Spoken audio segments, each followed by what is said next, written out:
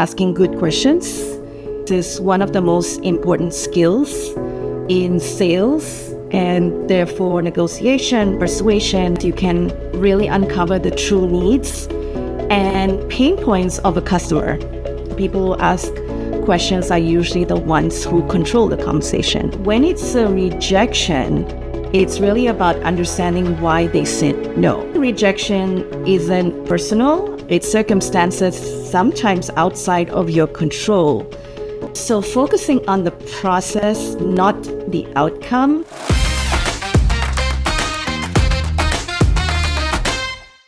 Hi, Uma.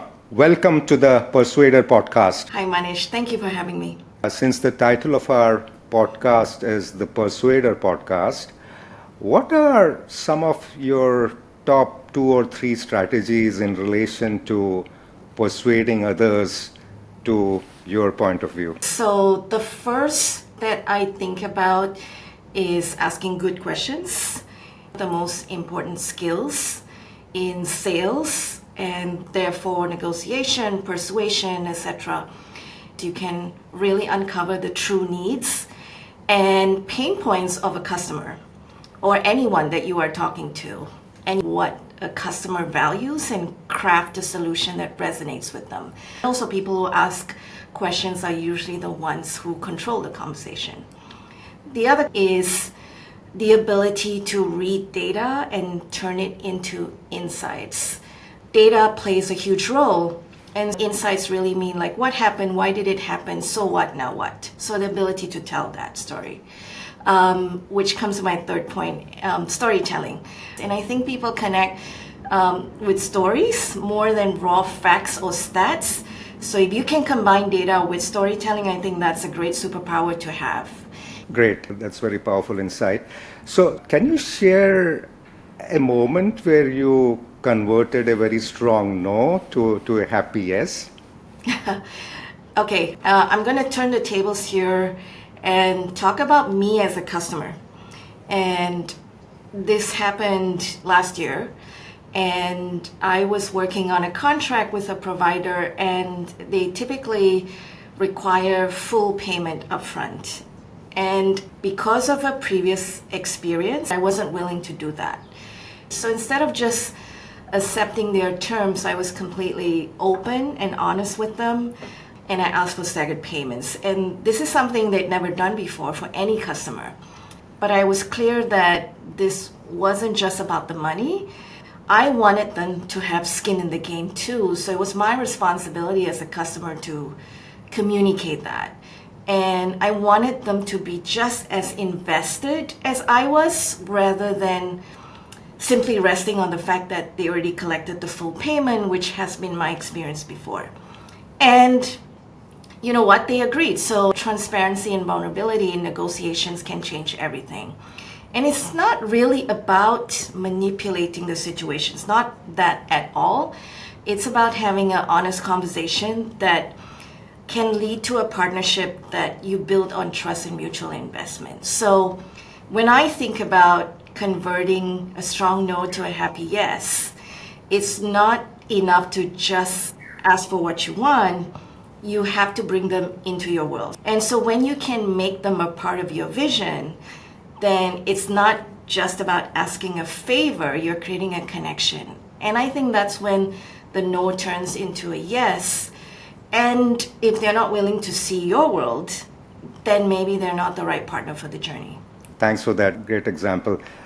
So Uma, I mean, you've been a top sales leader, and as part of our sales careers, while we do aspire and go after big goals, we do also face our share of rejections. So what's your advice to salespeople in terms of going ahead with confidence and certainty while dealing with rejections? I love objections and rejections. Firstly, objections tell me that the customer is still interested and they're signaling for you to help them. And when it's a rejection, it's really about understanding why they said no. So if they're saying no to you, they're saying yes to somebody else, or they're just not going to proceed with that. So Firstly, rejection isn't personal. It's circumstances sometimes outside of your control. So focusing on the process, not the outcome, should be the thing that you focus on. You're doing your best in each interaction rather than obsessing over the final result. I fully appreciate we're all quota carrying. We need to get to that number. And sometimes we lose focus about, are we truly serving the customer and doing what's best for them? Try and focus on the process, whether it's building rapport, understanding the needs. Are you really providing the value, so that you can stay grounded and less affected by rejection? And a big skill in doing this is truly listening. Because I think if you truly listen to what the customer is trying to say from their lens, what they're actually feeling, what they are not saying, then I think that's your invisible steps towards the yes. Great. Objections are invisible steps to success. That's a great insight. Uma, what I wanted to also know as a CMO and as someone who also started my career in sales, what can marketers do to help sales guys sell more? I have always seen marketing as absolutely crucial to the success of the sales team. I think the old way of thinking about marketing is about that this is a team that generates leads, but I think there's so much more depth to it. So first, I think they're an insight engine. We worked with a company in the tech space that had a massive amount of data on user behavior, and so when we handed that over to the sales team, really changed the approach that they led with the customer. So instead of a cold outreach, you're actually talking to the customer and identifying areas that you're speaking their language. So it wasn't a guessing game anymore. And one of our top salespeople told me, he was closing 30% more deals just by having that insight. And so this is not magic. It's just smart, data-driven decision making. So I think when you find opportunities like that, you're treating marketing as a true business partner versus this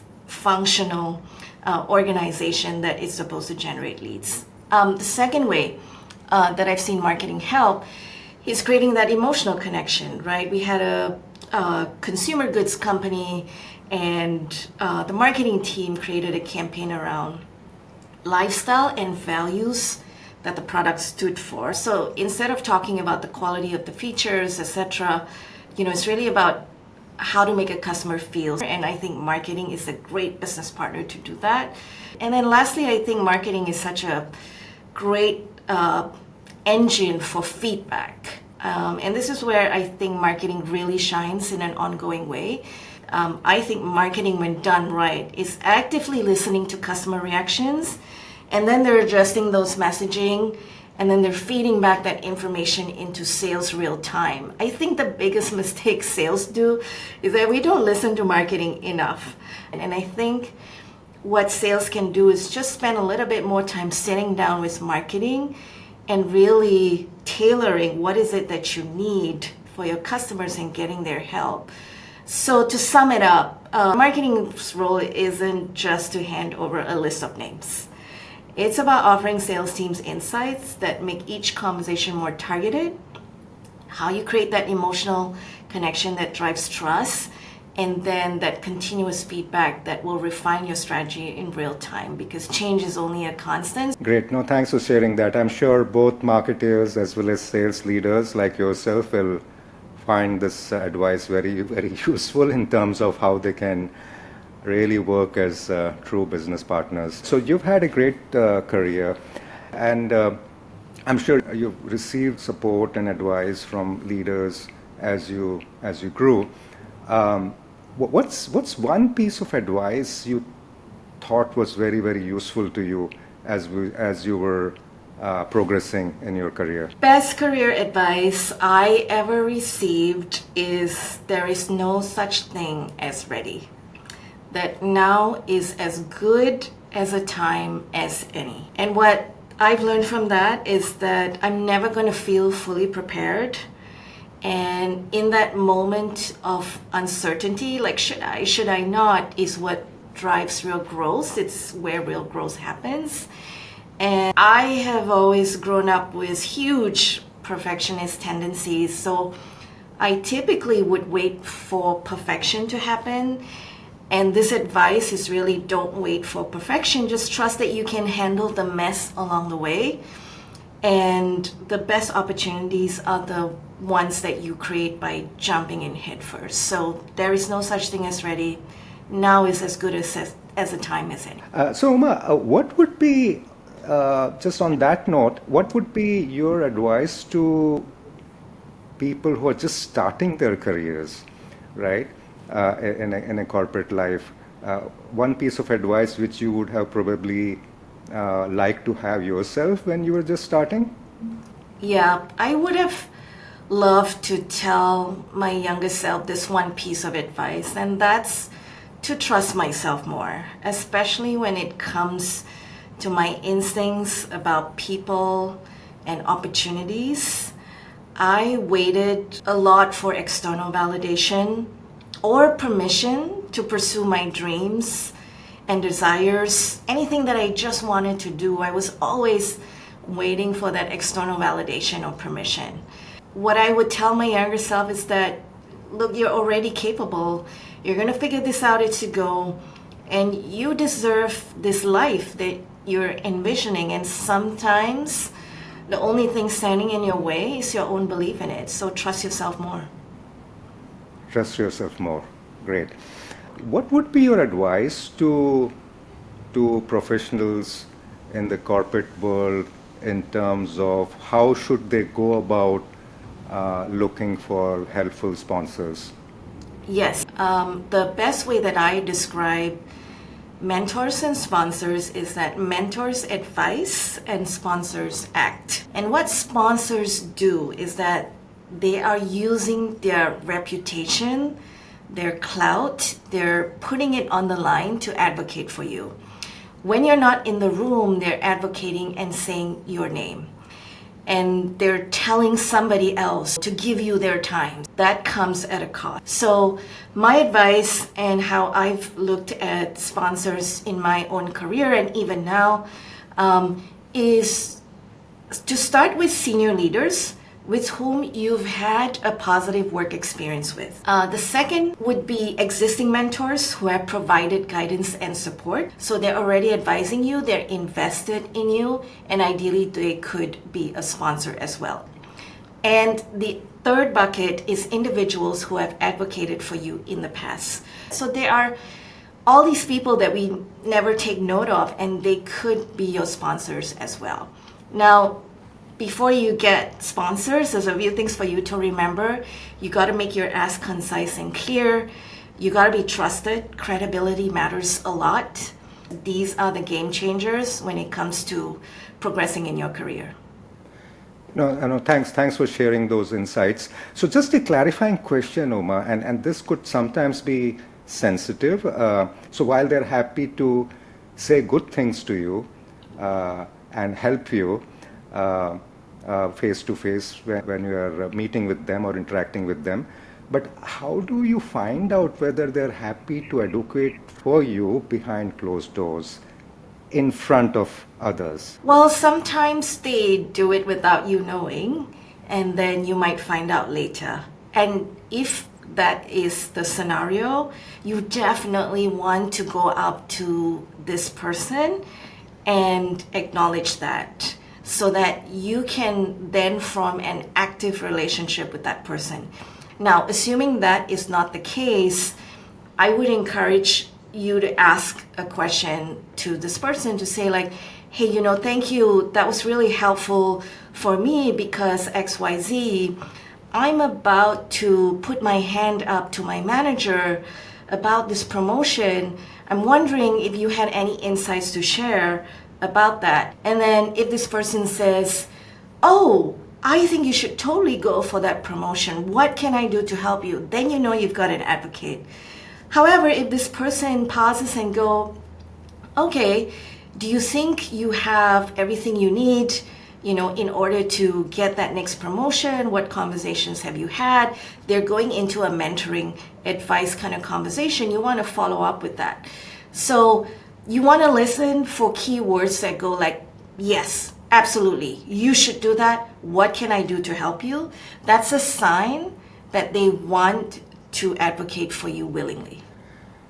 Great. Uma, just in terms of the spirit of this podcast, which is about persuasion, and of course we've talked about persuading others, but as a high performer, you also persuaded yourself, right? So how do you persuade yourself to go after and achieve big goals? Yeah, and I think big goals mean different things to different people. I think of big goals as dreams.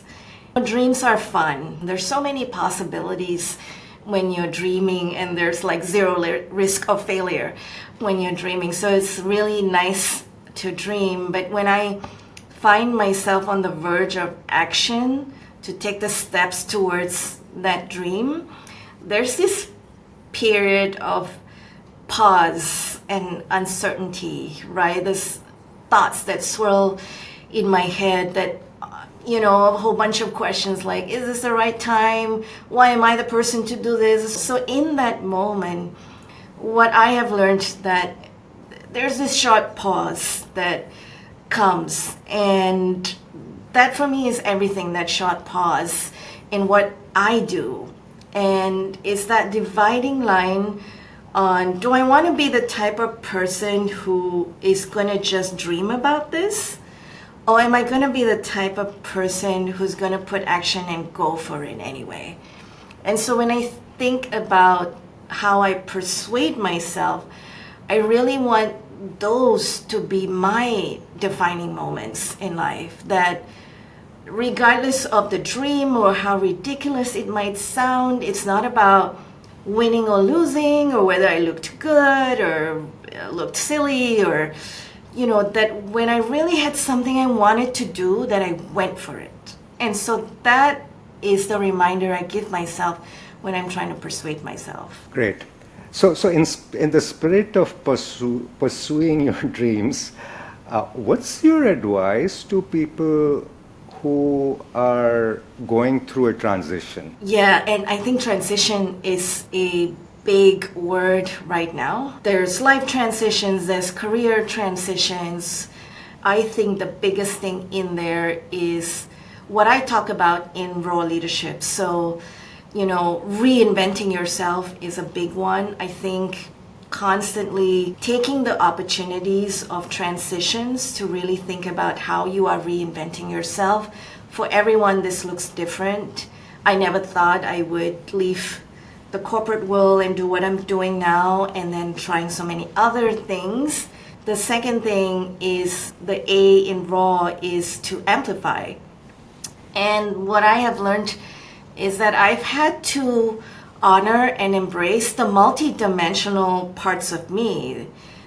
I think we're living in this time and period where in any transition, you want to embrace the multidimensional you, and that's how you are able to amplify your impact. And then W is about winning from within. And this is not so much about how many likes you're going to get on a LinkedIn post or Instagram or YouTube or anything that is validating you externally, but what does winning internally mean to you? So for me, that transitions that I am facing has been a lot about looking inside and inward, and what does it truly mean for me to win from within. And so that's kind of how I talk about raw leadership. It's about reinventing yourself, it's about amplifying the multidimensional you, and it's about winning from within. Great. So talking about parents, Uma, what was their role in your success? Yeah, my parents, I grew up in Johor Bahru in Malaysia, which is this tiny little town that connects the country of Malaysia to Singapore over the causeway. And I am fourth generation Sri Lankan. My dad was a mechanic who had to give up his job the year I was born. And my mom was a sole breadwinner as a nurse, and she earned about 500 US dollars and raised me and my sister, ran an entire household on that money. And so when I think about the role of my parents in my success, it's been profound. My mother was resilient and entrepreneurial. We didn't have enough money, and people loved her curry powder that she would make from scratch. And so she would make that and sell that. So she was entrepreneurial from that period of time, purely driven by we needed more money. And so that taught me the value of hard work and determination. But I also carry the weight of unspoken sacrifices, which I didn't really fully understand till later. I went to therapy and reflection last year. I did the Hoffman process. And it was only then I realized how much of my own rigidity and patterns actually mirrored hers. And my father, on the other hand, he taught me patience, sense of humor. He loved making everyone laugh, and emotional presence. So together, my parents shaped my drive, empathy, resilience, and their struggles and how they face life challenges kind of impacted me very deeply. And I learned that success isn't just about external achievements. It's also about healing old wounds. It's about forgiving. It's about moving forward with deeper understanding of who I am. And so their legacy wasn't only in what they gave me, but also in their lives that shaped my journey. Great, very inspiring. Thanks for being open, Uma. Success is also about healing old wounds, very profound. So, Uma, just switching gears a bit, I know you are an avid reader, what are some of the books, one or two books which come to your mind which have really influenced and inspired your thinking? The books that have influenced me greatly is, I remember in my first job as an engineer, I read this book, The Magic of Thinking Big. And it just opened up my world in terms of this power of our minds and what we can do to shape it. In fact, that book propelled me to go out and think much bigger, that I wasn't just an engineer. I actually went out and got all the certifications I possibly could on IBM. And I became like the second most certified engineer in IBM, which gave me credibility as this 25-year-old. But that was a very formative book for me, The Magic of Thinking Big. The second book is Outliers. I remember reading it on a plane ride to New Zealand, and it's chapters of stories that talks about why some people have an advantage over others. And Malcolm Gladwell calls them outliers. And so again, it was just learning like what would put these people in an advantage. And my third one is The Subtle Art of Not Giving a FCK by Mark Manson. And that was a great book in helping me to think about shedding. Like, you don't really need to pay attention to everything. You know, attention is the new currency today. So how do you give less attention to the things that don't matter? And so this book really helped me kind of let go and shed a lot of that. No, thanks for sharing. And this has been a great conversation, Uma. Anything else you would like to share with your viewers before we finish? Maybe one of the most profound things that I learned last year, and I heard it through a podcast, is people can show up for you is only to the extent that they have met themselves. And my biggest lesson in 2024 and the best use of my time, I believe, has been, without having a corporate career that was demanding, is meeting myself. And so in meeting myself, I was able to show up more for others. But this quote that I just talked about also helped me just let go of so much expectations of others, because this kind of anchored my understanding of, okay, I don't know how much they've met themselves, and that's the best that they can do, and that's going to be good enough. I think this was the profound thing that I learned last year, and I thought I would share that. No, thanks for sharing. It has been great having you here. Thank you, Uma, for being so open and sharing your heartfelt insights in the Persuader podcast. Thank you again. Thank you, Manish. It was great conversation.